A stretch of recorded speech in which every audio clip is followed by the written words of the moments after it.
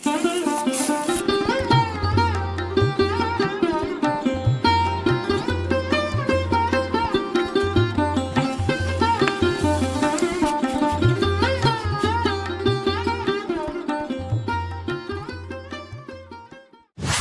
গেছে বাদামগুলো ভাজা হয়ে গেছে, নামিয়ে নে।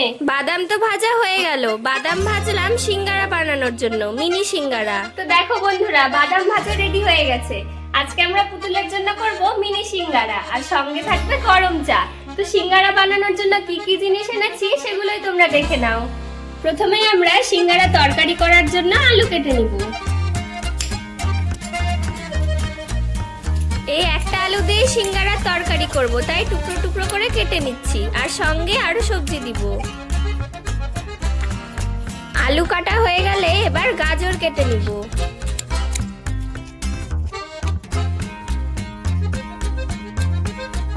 এবার একটা বিনস নিয়ে টুকরো টুকরো করে কেটে নিলাম। এদিকে তনুশ্রী ভাজা বাদামের খোসাগুলো ছাড়িয়ে নিচ্ছে। বাদামের খোসাগুলো ভালো করে ছাড়িয়ে নে, আর ময়দাটা মাখিয়ে নিস। আমি সবজিগুলোকে ধুয়ে নিচ্ছি। এদিকে আমি জল দিয়ে ভালো করে সবজিগুলোকে ধুয়ে নিব।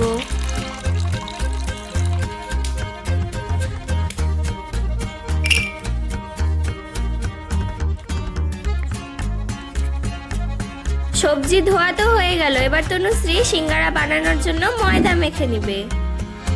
উপর দিয়ে সাদা তেল, চিনি আর একটু লবণ দিয়ে ময়দাটাকে ভালো করে ময়াম দিতে হবে।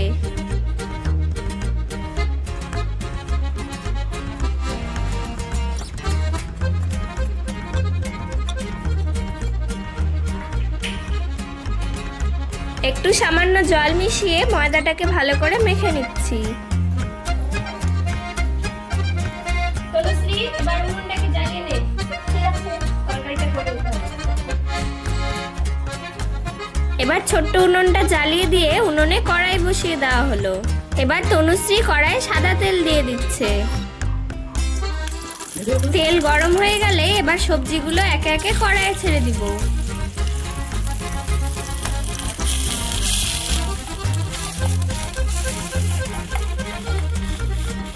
এবার সিঙ্গারা তৈরি করা সব সবজিগুলো ভালো করে ভেজে নিব।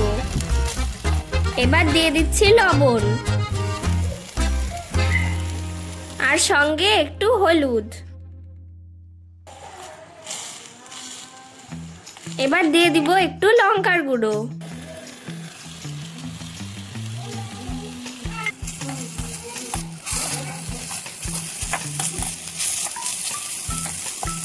সবজিগুলো ভাজতে ভাজতে এবার সিঙ্গারা তৈরি করার জন্য লেচি কেটে নিব।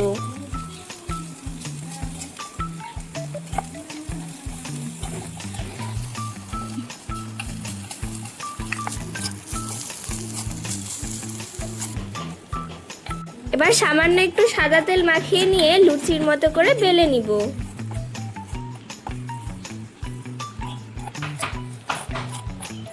সবজিটা দেখো অনেকটাই ভাজা ভাজা হয়ে গেছে। এবার দিয়ে দিব বাদাম।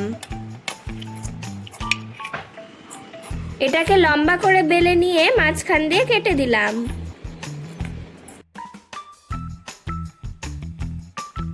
এরকম করে সব ময়দাগুলোকে লম্বা করে বেলে নিয়ে মাঝখানে কেটে দিব। এবার লুচির মতো টুকরোগুলোকে দু সাইড দিয়ে মুড়িয়ে নিচ্ছি। মাঝখানটাতে ফাঁকা রেখে সবজিগুলোকে ভরে দিব। এবার মুখটা বন্ধ করে এভাবেই সব সিঙ্গারার শেপগুলোকে বানিয়ে নিব।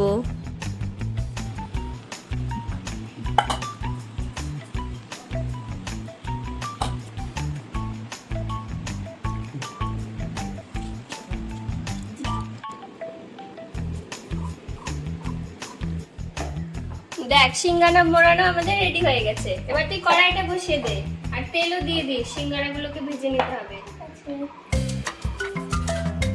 এবার সিঙ্গারাগুলোকে ভাজার জন্য কড়াইয়ে তেল দিয়ে দিলাম। তারপর একে একে এগুলো ছেড়ে দিব।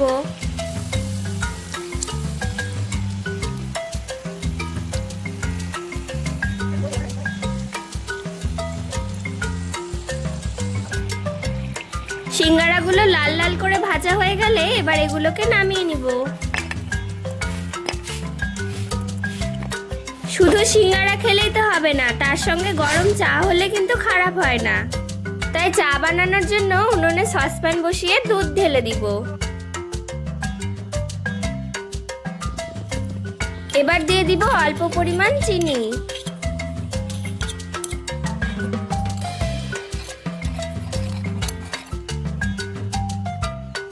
এবার তনুশ্রী একটা এলাচ দিয়ে দিল।